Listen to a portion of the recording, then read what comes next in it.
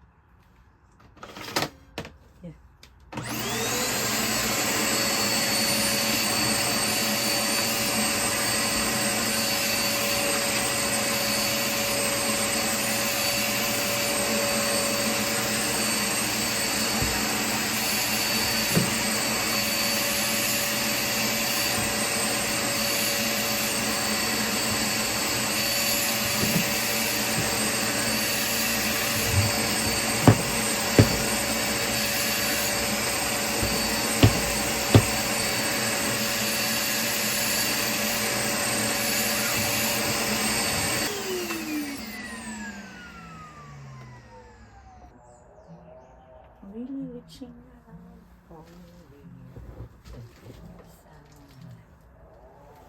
you, the one I love. I see you. I like to make it with you. I really could make it, girl. Ouch, so heavy.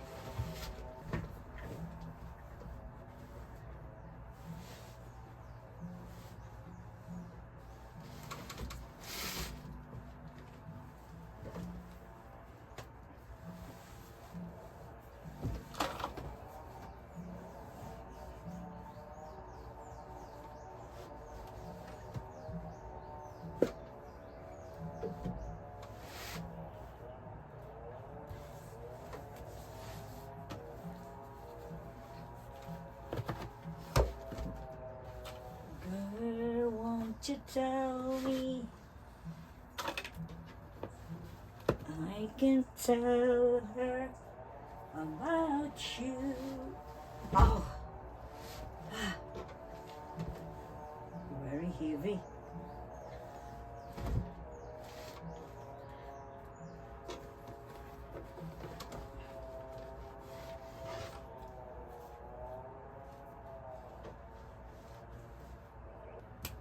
life have.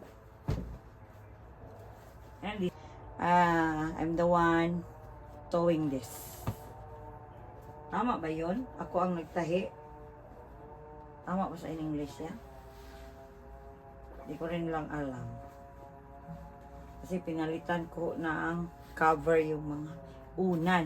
Ito, mga tira to na mga tira sa na mga cover ng unang panahon. Eh, di na magagamit. Sayang din. So, ginawa ko na pang cover sa mga unan. Kaya, gano'n. Okay. Dalawa lang ho ginagamit namin unan. Yung mga unan iba, hindi ko ginagamit kasi usually yung asawa ko hindi ko gumagamit ng unan. Iwan ko ba? Hindi talaga yan gumagamit. Kaysa marami akong lalabhana mga punda, di dalawa na lang gagamitin ko. Hindi naman ako masyadong maunan eh. Ang ganon. Ito din o, mga ano ko din to. Mga lumang ano.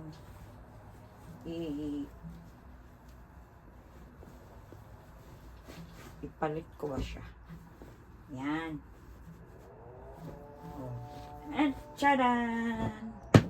I'm done. Okay na ako. I'm done na po. Okay? Done na po. Done na.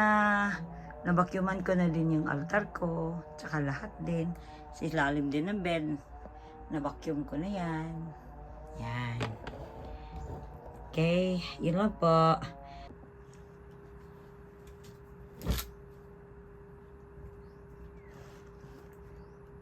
Dami ko na naman tutupiin. Oh.